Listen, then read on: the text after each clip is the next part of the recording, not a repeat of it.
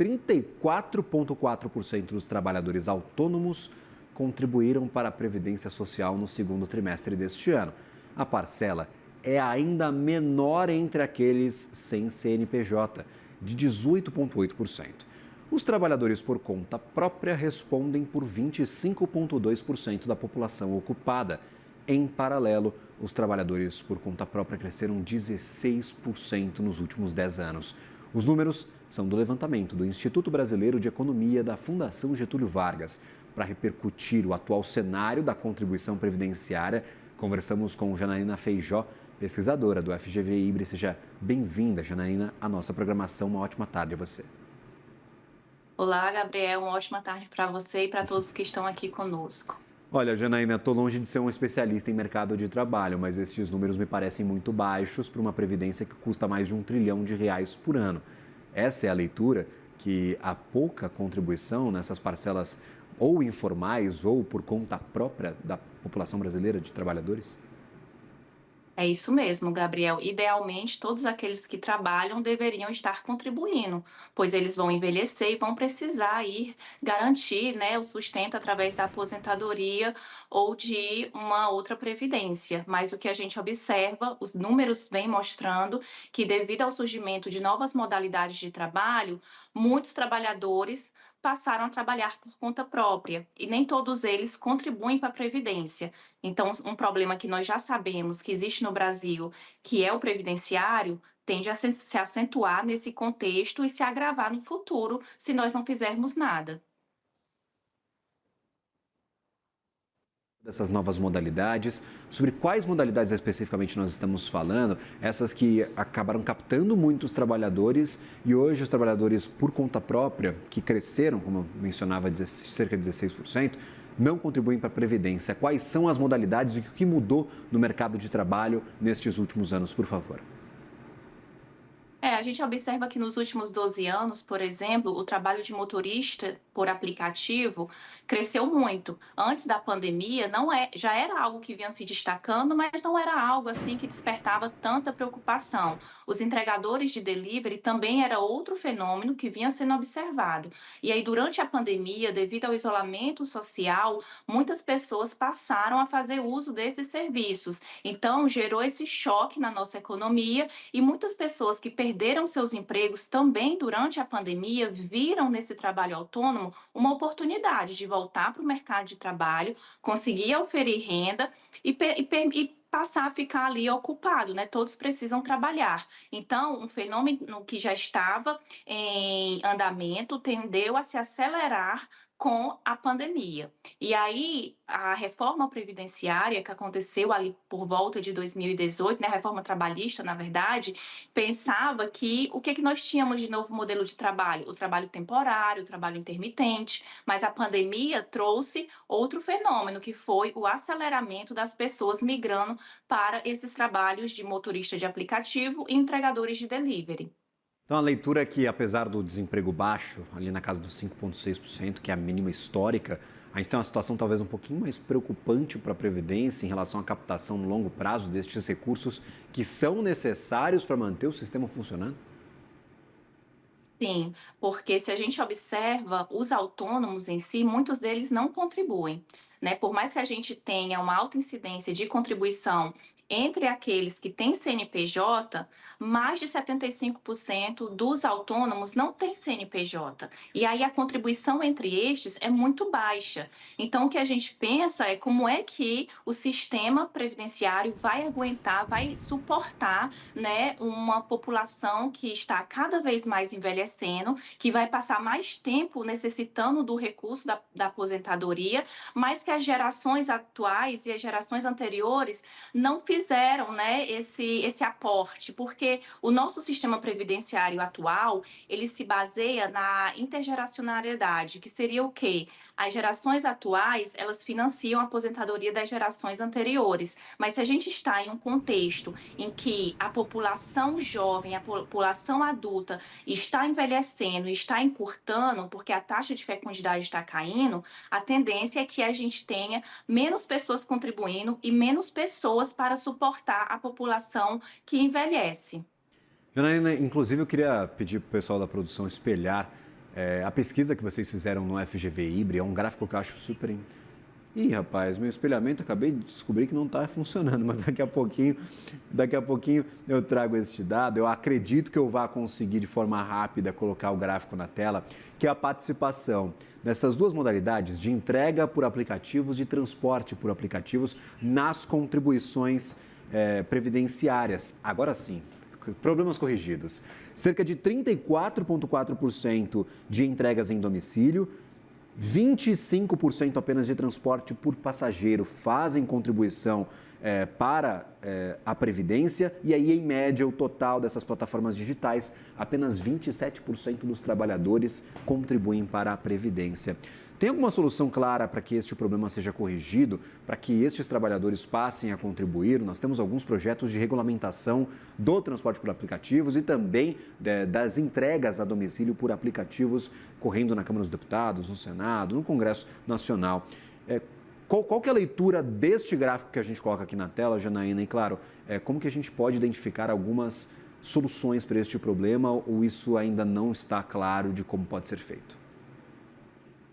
Desde que essa situação ela passou a ser mais conhecida e difundida, né, começou-se a pensar em propostas e ideias de tentar regulamentar essas plataformas. Mas toda regulamentação ela precisa ter muito cuidado, porque ela pode acabar desestimulando e inibindo também esse setor. Então, assim, não há uma solução fácil, né, mas a gente tem que pensar que muitos desses ainda nem contribuem e os que contribuem, contribuem com uma taxa muito baixa, né? Em torno ali de 5%. Então, se a gente for comparar com o vínculo CLT, em que uma parte a empresa paga e a outra parte o trabalhador paga, a gente vê que é um percentual bem mais alto, né? Chegando a quase 20%. Então, realmente, a alíquota de contribuição, ela precisa aumentar para trabalhadores que têm CNPJ, porque quando o MEI foi criado, né? Lá por volta de 2008 e passou a ser mais difundido em 2012, ele tinha o interesse de tentar formalizar o pequeno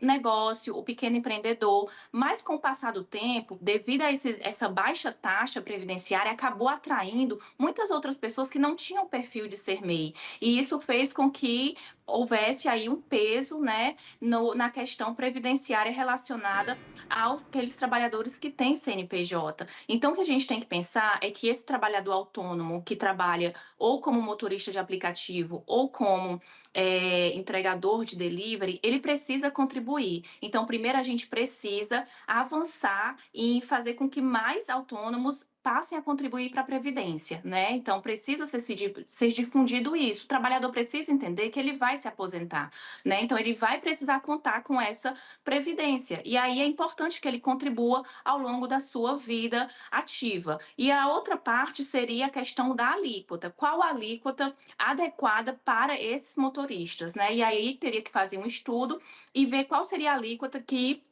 o sistema comporta, porque muitas vezes, se você também coloca uma alíquota muito alta, isso vai fazer com que o setor morra, né? Então, assim, não é uma situação fácil de ser resolvida, mas do jeito que tá, também não pode ficar, porque a gente já sabe que esse é um problema que vai tender a se agravar ao longo do tempo. Eu gostaria de entender, com essas mudanças da reforma trabalhista, o que atrai os trabalhadores para esse tipo de empregos, para esse tipo de trabalho, para esse tipo de ocupação. É uma decisão dos trabalhadores, é uma organização do mercado. Hoje, a maior parte das vagas estão nesses segmentos, por exemplo, de conta própria ou mesmo de transporte, entregas por aplicativo. O que mudou desde a reforma trabalhista para que esta parcela continuasse crescendo? São benefícios ofertados? É um salário maior? Ou é o próprio mercado de trabalho que se reorganizou e agora empurra esses trabalhadores para a informalidade ou muitas vezes para trabalhadores por conta própria? Gabriel, nós temos um pouco de tudo. Depois da pandemia, as pessoas passaram a repensar suas Uhum. vidas e passaram a valorizar muito mais a flexibilidade.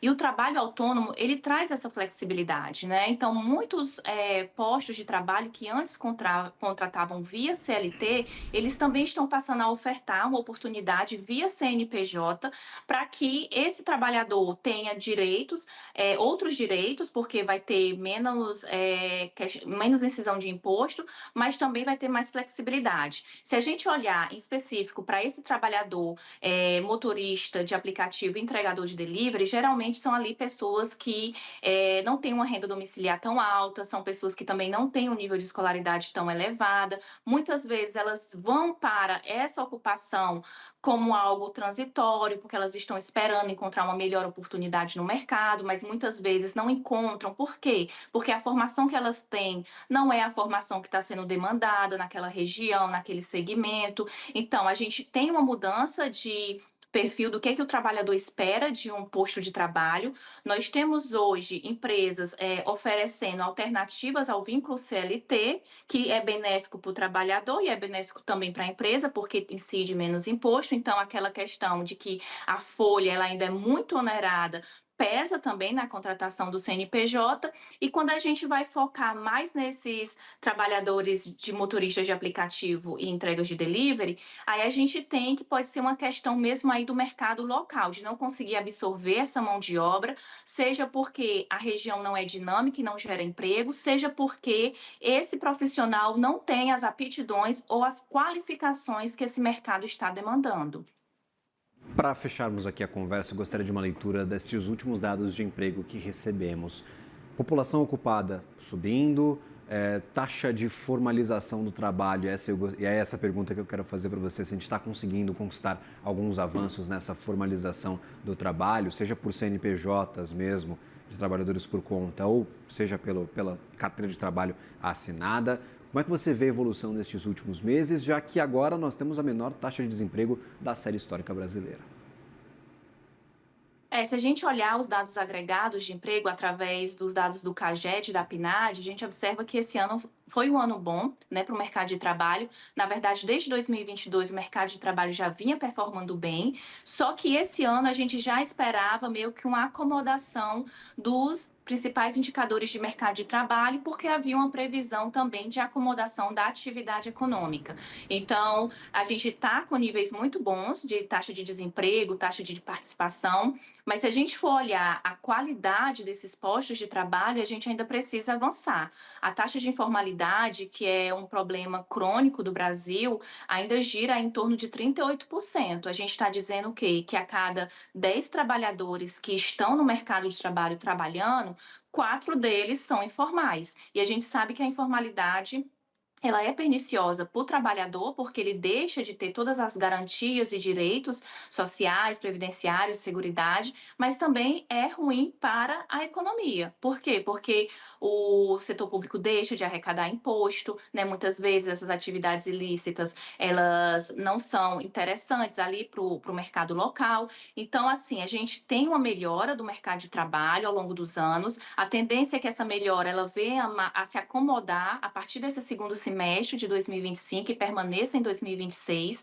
E quando a gente olha a qualidade do posto de trabalho, a gente precisa melhorar essa questão do vínculo, combatendo a informalidade, mas também a gente precisa melhorar salários, né? A gente observa um crescimento do salário aí no momento em que o mercado estava aquecido, mas ainda é um salário muito baixo, um salário mediano brasileiro.